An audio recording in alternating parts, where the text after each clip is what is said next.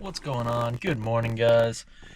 Today is going to be the Turbo M42 build part 3. So, got an AFR gauge, pop that in. I haven't wired it in yet. I was just kind of test fitting things. I'm probably going to steal it off power from the radio and then run the wire either through the front of the firewall down by the feet there, or I was also thinking just drilling a little hole right next to like where the plate sandwiches for the chassis mount shifter, running the O2 sensor, AFR little sensor. It's a Bosch 4.9, I believe. Just right down through the trans tunnel and running into the bung on the exhaust. But I don't really know what I'm going to do yet. So, as you can also see, the second Sparco seat is in the car, not mounted. I actually had a little bit of a problem with leaking. So, this car's never really had an issue with leaking, but I think one of these sunroof drains might have started sprouting a leak last time it rained, or maybe one of the rears. But the rear passenger floor on this side was pretty soaked, so I had the doors open yesterday, letting air out a bit, and today I'm probably going to end up doing the same thing. Hopefully it gets warm enough that I can paint the valve cover that's over there, because I really got to do the E30 intake manifold, valve cover, injectors, and exhaust, and then we're going to be pretty much ready to go. So I still have to wire in the AFR, obviously. I do want to have accurate AFR readings, and I also have to wire in a boost gauge, but both of those will be pretty easy. So I'm going to start working. Hopefully it gets warm enough to paint, because that's really the main things that's holding me back right now. All right, so we have continued with sanding these down and polishing them. Right now they kind of look like booty because there's a bunch of like sand dust powder on them, but getting to work on that. And we also have, see, that's what the outcome is, what we're hoping for, but I still gotta polish those ones way better and do a finer grit sandpaper. But you can probably hear this spray can rattling around in my hand, and that's because we are doing the valve cover finally. So like I said, this is one of the main things holding us back from making progress. So painting it up right now, then we're going to be able to swap it on the car.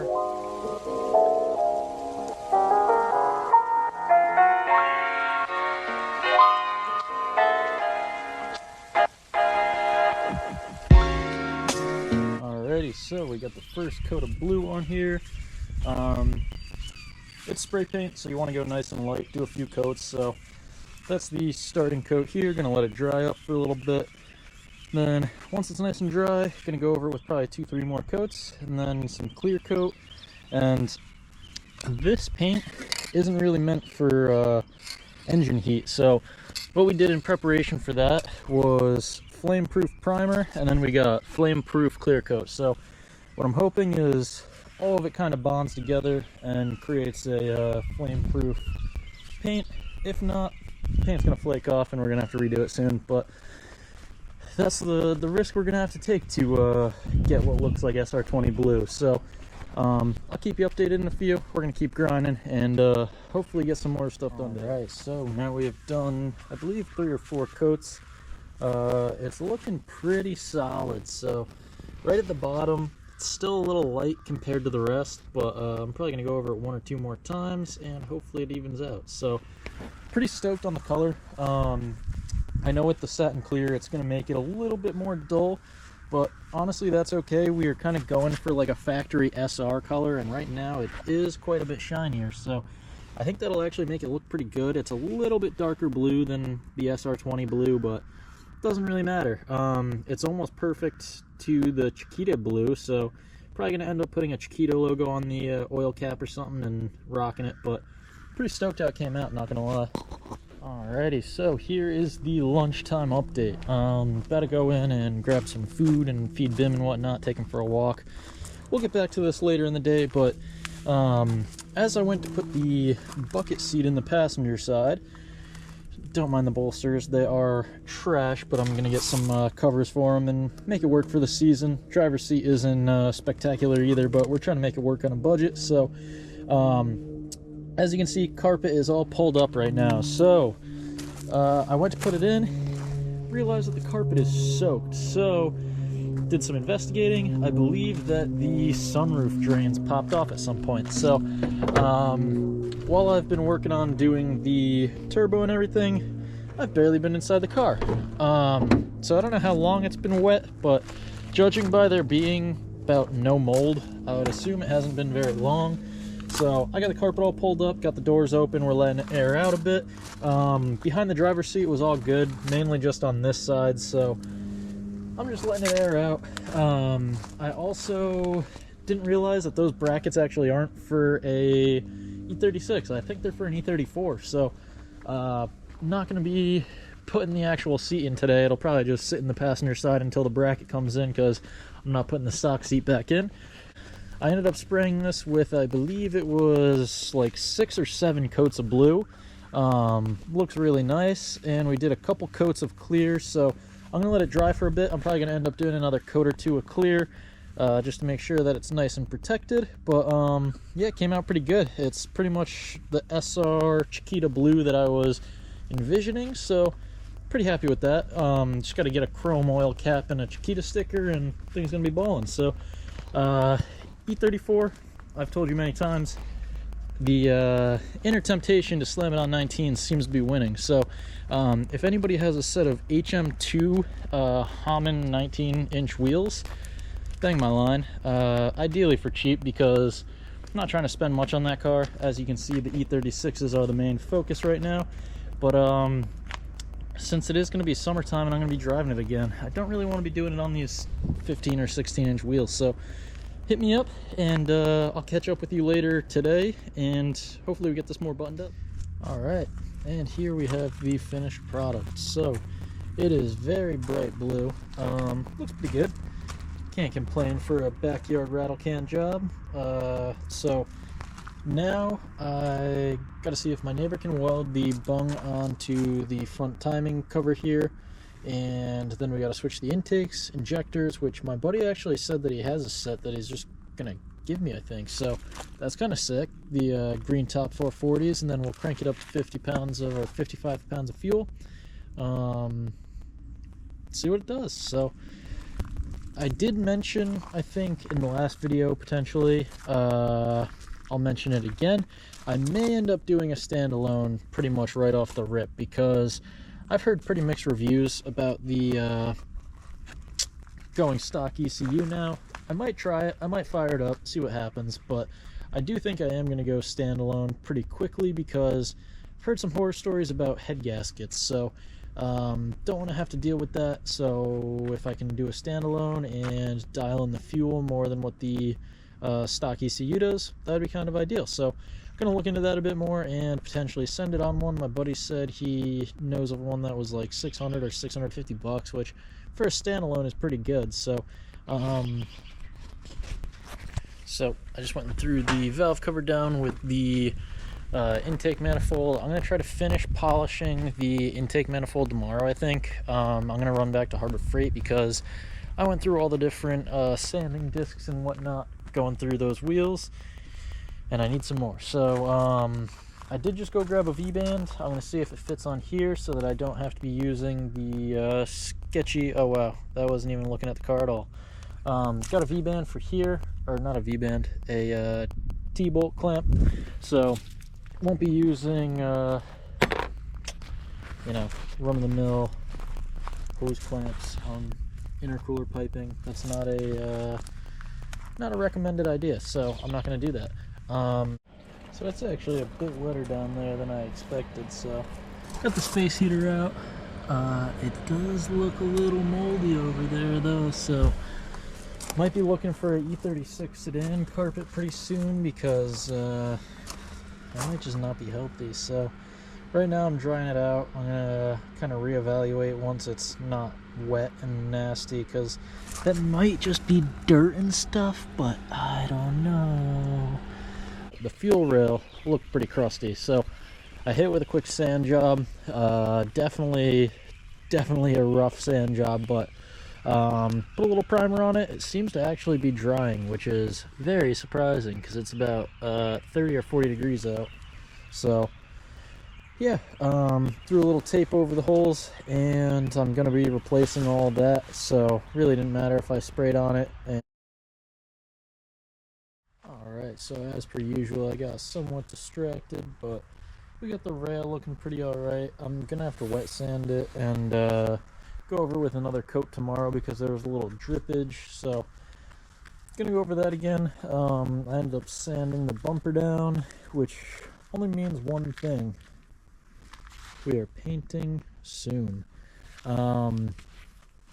Pretty much as soon as the car is running, it's gonna get, well, I'm just not even gonna reveal the color, but it's getting painted again, so keep an eye out. We're gonna be fixing that little rough spot in the back, but I am gonna put more in this video, but this is gonna be it for today. So I will see you guys tomorrow. Alright, so I think I mentioned in one of the last videos that the studs are a little bit too long, so what I'm going to do, use a hacksaw, put it in the drill, put a couple nuts on there so that it's a clean cut. The M10 side, sadly I don't have M10 by 1.5 nuts laying around that I can find, so probably just going to send it. Should be fine. And then once you drill a nice, or you like cut a nice little ridge in it, you can use a set of pliers, snap it off. So that's the easiest way to not damage the threads. And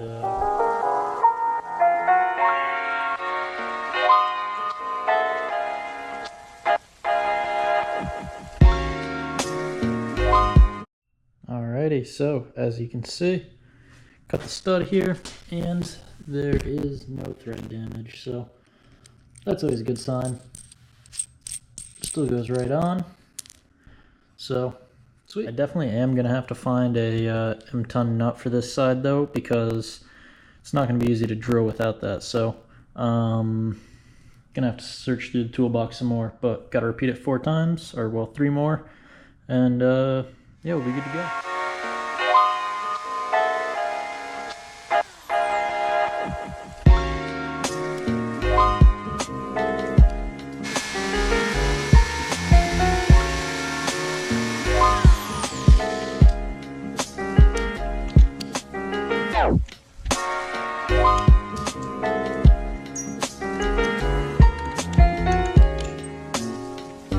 Alright, so we cut the studs, everything is now mounting right. So I did buy a different little clamp for this side, gonna see if that fits, and the weather is not holding out for us as I was hoping. So I don't think we're gonna do the manifold today, just because I don't want to get it all the way off and then it start pouring and be stuck in a situation where I could get water in the intake, because yeah, that's not a good idea. So we're probably going to pick back up where we are right now tomorrow. I think it's supposed to be a pretty nice day tomorrow, so going to do the intake, potentially do the valve cover. Depends if I can grab a fitting to have my neighbor weld on there for the turbo drain. And yeah, we're making progress, so hopefully this thing's running in the next few days. Sadly, those injectors that I was showing earlier in the video, they aren't actually 440cc injectors. So after doing some more research, there are 2 different types of green top Bosch injectors, and the ones that I got are actually stock 325 injectors, which are a 178cc, I think I saw online. I don't know. Not 440. So we have them in the rail here. Probably not going to end up using them, just because I don't want to lean the car out and blow it up, because that would be a bad idea. So I'm going to end up buying new 440 big ones, and that'll be that. So once we get those and the intake and everything all swapped, the drain on the front, all we really have left is the exhaust, and I believe we're going to be sending a standalone. Still haven't decided, but I think we're going to end up doing a standalone. So I might start it on stock ECU, but if that doesn't work, then we will end up switching over to a standalone, and that would simplify a lot of things, and it would make everything a bit more tunable. The only thing with going to a standalone is our coil packs there aren't going to work properly with a majority of them. So might end up doing an M50 or M52 coil pack conversion, which isn't too hard. All right, welcome back. It is some random point in part 3 of turboing the Banana. So right now I have the intake fully loose. We got Jeff hanging out here. So we're gonna pop the intake off. Probably not gonna actually mount the new one on like fully today. I'm probably just gonna end up putting the lower set on so that I can kind of test fit things, and I still have to clean the top from all the media blasting. But look at how gangster that looks. I'm very hyped on this. So we're gonna get everything out, put the fuel pressure regulator in, get everything ready, and I still have to get 440 injectors, but since I did an E30 manifold conversion, now it's going to be using just regular sized like 440 injectors, Bosch size that you would find in any M50. So yeah, we got to still work on figuring out why water is coming in the car, because that's not ideal. I got to put the last silicone boot on, do some oil and coolant lines, and hopefully fire. All right, and I took no B-roll, but this is like a rough mock-up of how the E30 manifold is going to sit on there. So just so you get an idea, down there it's still just not connected. So on the E36 valve cover, there's the PCV valve in the back, and you have to put the E30 valve cover on, which relocates it to here so you can snake it around and not have it hitting the manifold. So you cannot run a E36 valve cover with the E30 manifold. I was curious about that, so I'm happy that I tested it with having the E30 valve cover already painted and sitting over there, because it's definitely going to need to get swapped. So got to do that, got to do the oil drain, exhaust, put the intake boot on. Like I said, I don't know if I'm going to end up just sending it on a aftermarket ECU, because they make a MS3 like boot mod ripoff of it that's like 600 bucks, which I know this is the budget build, but it would be better for the budget if we're not blowing engines up because of a bad tune. So might end up sending an ECU. But tomorrow we're probably going to grind some more on this. I think today that's probably going to be about it, just because there's not really a whole much more we can do before we do exhaust and finish up the wiring for the AFRs and get the 440 injectors. So that's going to be it for today, and we'll see you tomorrow. Great. So we are in like part 3 of part 3. So I've done a ton of stuff off camera because I just want to get this thing done. We have an event in 2 weeks. Oh geez, 2 weeks. So I got a lot left to do. Today we are swapping the valve cover, the oil drain is getting welded on, doing the oil feed line, hopefully doing the fuel pressure regulator, throwing the intake on. I already put the 440 injectors in. I did that yesterday. I ended up getting different ones than the ones that I showed in another video. Those weren't actually Green Giants. So those were 178cc M50 injectors. I need the big boys. So got those, got the oil feed line, but I actually have the wrong size little fitting on the turbo, so I'm either going to get a different feed line or a different fitting for the turbo. Got all the gaskets, got this all cleaned up. I think I already showed this a couple times. Got the new gaskets for E30. M42 has a midsection gasket where the E36 one doesn't. Got the throttle body gasket, and then I realized that there are two, but I think I'm actually going to be able to delete this plate, because I think that's the cooling plate that I'm not going to be utilizing. So I might be able to get away with one, we'll see. But yeah, I'm going to start grinding on this. I do have to get a new little O-ring for the blow-off valve, or just run no blow-off, but it is a little bit safer to have a blow-off for the intake manifold, but I don't know. We're just trying to get this thing on the track because we have an event in 2 weeks. I also need to get silicone hoses ideally, but we might see if they're going to hold up for one event, because we're running out of time. My buddy has my headlights. We were trying to make some headlight covers. Not going to go into too much explanation on that because it's going to be sick once we're done. But I need to get those back so that I can drive on the track. Let's see, what else do I have to do? I deleted the water cooling ports because I read up on the turbo. If you're doing a low boost setup, you can get away with not running the water cooling ports, which I'm only aiming for like probably 12 pounds or so. If we break 200 horsepower, I'm going to be stoked. Anything above that, we're just having a good time. So not really running too much boost on it. I think we're going to be able to get away with just an oil setup. If we blow it, we blow it. It was 200 bucks, so we'll be searching for another one if that happens, but hopefully we can get away with that because it's a lot simpler than running cooling lines, running a feed line, and then getting a little bung welded onto the radiator. Sounds like a whole process. So I'm gonna get to work on taking this apart, and we got to get the drain welded on and swap valve covers, and we're gonna be looking good. All right, got the downpipe off. Now it's time to pop the valve cover off. Then we can pop the front timing cover off, get it all welded up.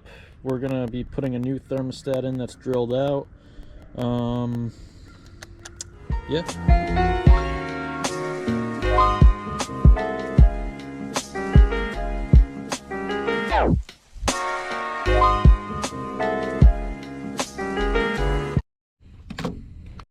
Alrighty, so popped the coil packs out and whatnot.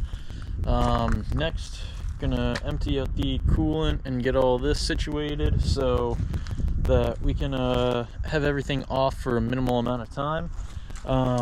I think my buddy's gonna be around in a little bit. If he isn't, then I can go to my other friend over down in Stanford, which is about like 40 minutes away from here, so it's a little bit of a drive compared to my buddy who's like 5 minutes away. But if we have to do it to get it done, then we have to do it. So I am gonna continue grinding on this, get everything disassembled. I gotta drill out the other thermostat so that it's pretty much running like a open thermostat, but I want to keep a thermostat in there just for all right, well, things escalated quickly. We have the whole timing cover off, drew a little circle right there. That's about where we want our oil drain to be. So sounds kind of like a crazy setup. It is kind of a weird setup. I don't know. This is what M42 guys have recommended to me. So you run the feed, or you run the drain right to there. So it's gonna work kind of like an extra oil squirter, I guess. I don't really know. We're gonna go with it, and yeah, makes the oil drain very simple on this. So then I just have to do the feed from the back of the oil filter housing, and I have the little block for that. I just have to figure out what I'm doing about the line, because like I said, this is the wrong AN size for the line that I bought. It's a little bit bigger, so I'm either going to buy a different little thing for here, or I'm going to buy a different line. I don't really know yet, but got to figure that out. Got to get this welded up, throw the other valve cover on, and we're going to be in business. All right, and as usual, we are taking our midday break. So got Bim out here. We've been wrenching for a while, so I got the fuel pressure regulator all hooked up. Now there are no fuel leaks. Everything is holding pressure at 55 pounds. So pretty much assemble the intake.